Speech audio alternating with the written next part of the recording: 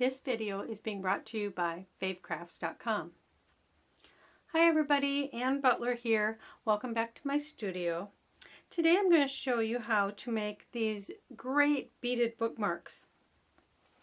They're easy to tuck into a book to keep your place, and they're simply made out of wire and beads. So to get started, you want to have a 22 or below gauge wire. The smaller the number, the heavier and thicker it is.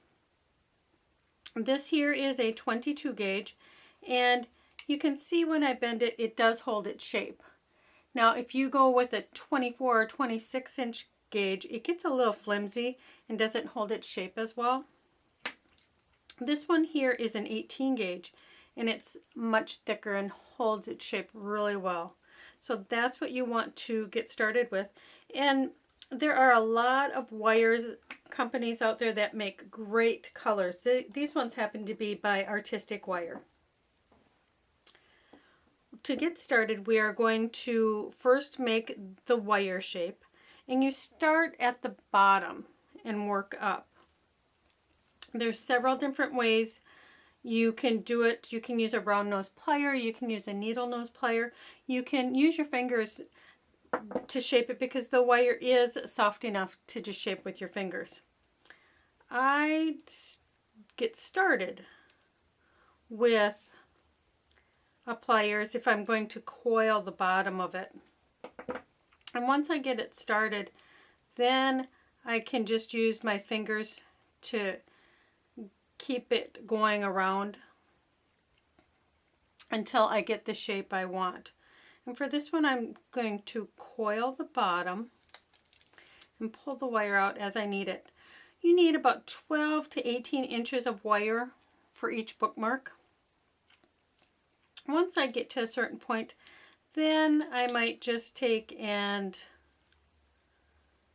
do a decorative going back and forth with the wire. Something similar to this. I will show you, I have one right here that is done this way. It's coiled and then it just goes back and forth. This one right here just goes back and forth. And you want to make these anywhere from 1.5 inches to about 3 inches to have tucked inside your book. When you're done going back and forth and doing the decorative part, you want to come up about 1/2 inch and across. This is the part that gets tucked inside your book.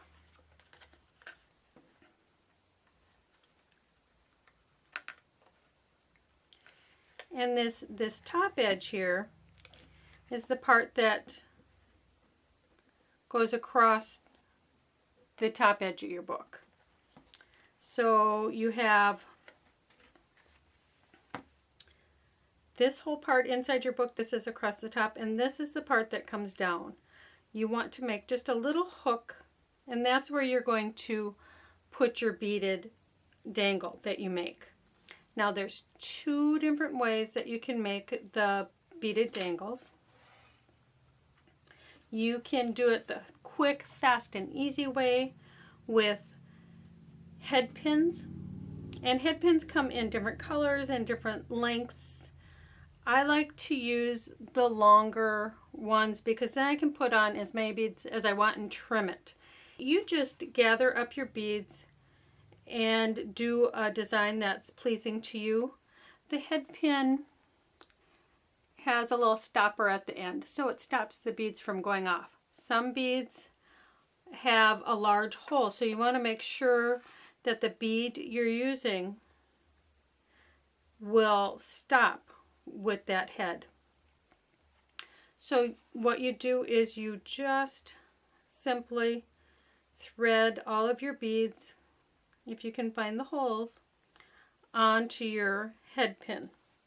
I have one right here that's already done that has all the beads on it that I want. And you still have about a 1/2 inch to 1 inch here. What I'm going to do is use a wire cutter and trim it to about 1/4 inch and just snip that part off. And then I'm going to use my needle nose pliers to make a loop. And this way you would simply hang it from your dangle and then you'd close this up.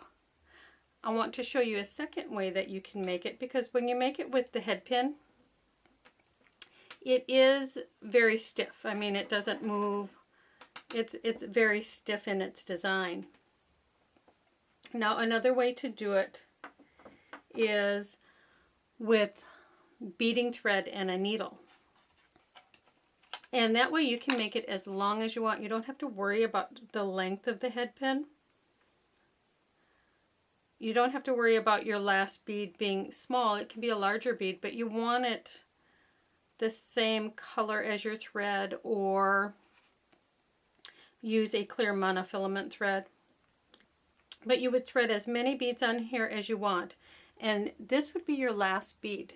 You come up around the last bead,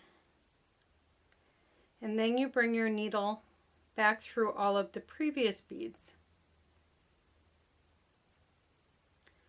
so that this is holding all of them in place. And I didn't put a lot on there, but I wanted to show you. Here I have a longer one, and this is where that bottom bead is, and I came up through. You'll notice here I have my needle and my 2 strands I started with. Well, I would cut this right here and thread all 4 of those through this needle, because what you're going to do is you're going to pull this tight. So you have your dangle and it's loose, and then you're going to take your 4 strands and you're going to go right back through even that first one that you have, because you're going to make a loop. And I like to go down through about 3 or 4 beads, and you pull it through like that. So then you have a loop here at the top, and with that loop at the top you are able to hook it on that hook and pull this tight. That way you have your dangle. And at this point you would knot this, and you would use a nice thick white tacky glue like the Beacon felt glue. Knot that, and you could rethread it and tuck it into a couple more beads, and that way it will stay and you won't have to worry about it. So I will show you a couple examples that I have here. This one is a threaded one. Like I say, with the threaded ones you have the freedom to go longer and they have more movement. The ones with the head pins, they're just quicker and easier, faster. But you're limited by the size of the head pin, and they are stiffer. Both are great. They're fun, quick, easy to make. They make great gifts. For more videos, you can check out favecrafts.com and check back on my YouTube site also. Thank you so much, and I'll see you next time.